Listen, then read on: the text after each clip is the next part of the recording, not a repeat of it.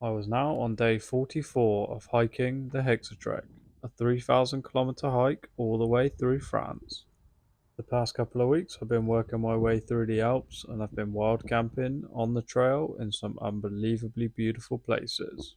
But the hiking has been tough. I've had to battle torrential rain in the mountains, high winds, and I've had to traverse more snow at high altitude.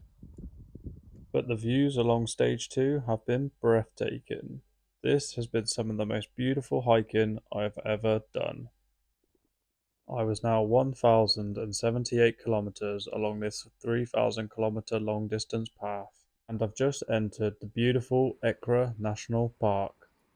This is a vlog of how day 44 went of this epic hike through France.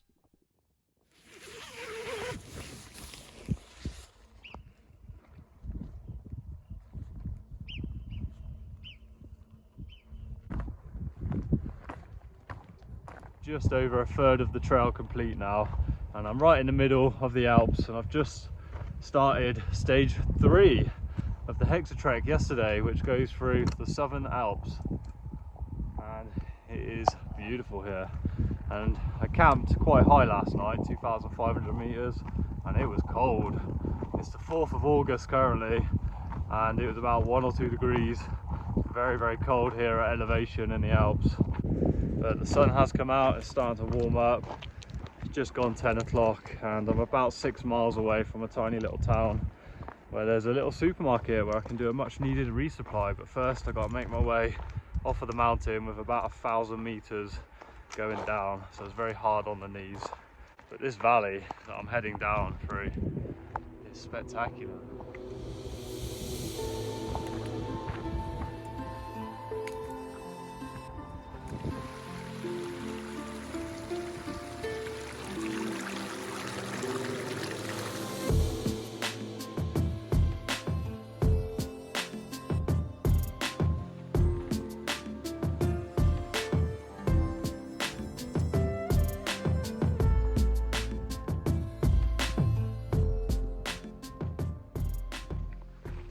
That was incredible. I counted 6 different types of bees on that flower. There were some really tiny ones as well, and a red one that I've never seen before.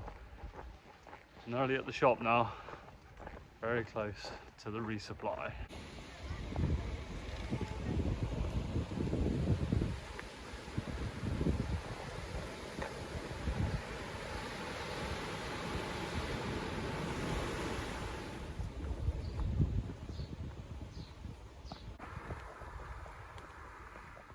Lovely little French village of Valois, and the last couple of weeks I've either been going through nice little French villages or like big commercial ski resorts to resupply in the shops, but the trail's doing a really good job at every 2 or 3 days sort of going past a little town where you can resupply.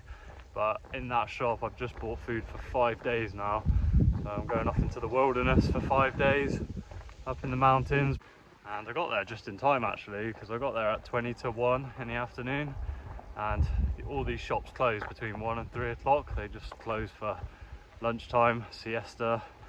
So if I would have got there just after 1 o'clock, I would have had to wait for 2 hours. So you do have to time it a little bit with these shops because they all close for lunch for 2 hours.